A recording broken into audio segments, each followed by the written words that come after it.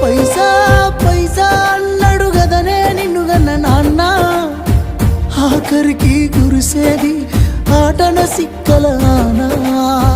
పరుగు పరుగు అంటూ తీస్తిరి గదనే పరుగు, పానం పోయినంక మోగేదే డప్పుల దరువు. ఉండదనికే హాని పిల్ల పాపాలతోని, హాయిగా బతుకేను వందేళ్ళు.